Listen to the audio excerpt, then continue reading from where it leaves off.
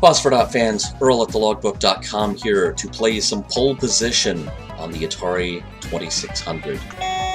This was actually one of the first games I got for my 2600 way back when. And I've kind of forgotten the specifics of how to play it, which will probably... Here we go. Okay, there's the gear shift. Okay. Oh, okay. Maybe I don't entirely suck at this. I'm a lot better at the 2600 version than I am the arcade version. I'll put it that way. I've had a lot more practice at it. The idea behind us getting a 2600, in fact, was, oh, well, you're going to stop asking for money to play every arcade game that we see at the grocery store, right? Wrong. I hate to say that like a, spoiled rich brat, but there was still quite a gulf between the arcade experience and the home video game experience.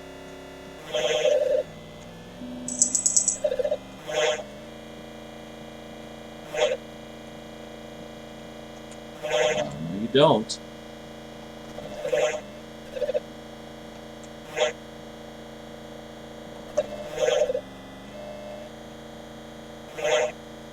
It's a lot easier to maintain control at top speed in this version than it is in just about any other version of the game. But it's still easy to crash.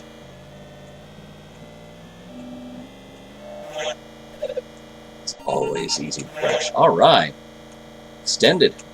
No, you don't, buddy. What the heck is this? Death Race 2000? Ah!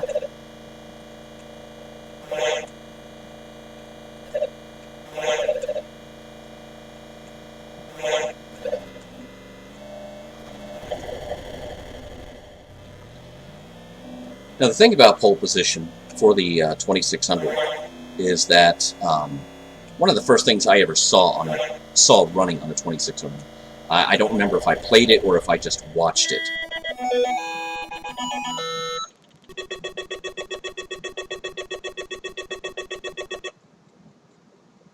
Not too shabby. One of the first games I ever saw running on a 2600 was Night Driver. There is a vast gulf in between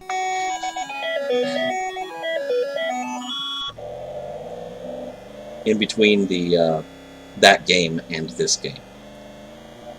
Now, for one thing, there are nearly 5 years of advancements in technology and programming, and there you're just talking about the arcade versions there. Never mind the 2600 editions. Even the 2600 edition of Night Driver had advancements over the arcade game because it was in color. The arcade game was done entirely with a black and white display, and the arcade game didn't even draw your car on the screen. The car was an overlay, and the game just kept an area, a little rectangular area in mind for collision detection of your car. So those of you who have only played Night Driver in MAME, the arcade version, yeah, be aware, the game did not draw that car. That car was an artwork overlay that was attached to the monitor bezel.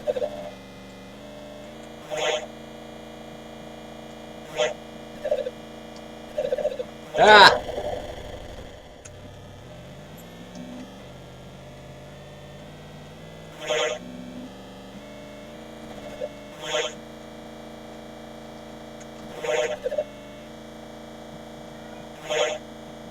Surprisingly, well, perhaps not surprisingly, this was a joystick game and not a paddle game.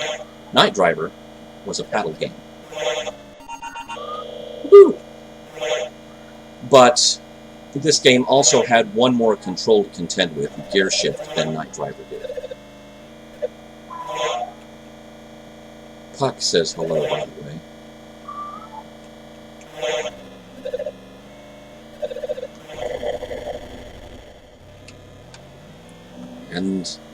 Thus did my insurance premium rise faster than my score.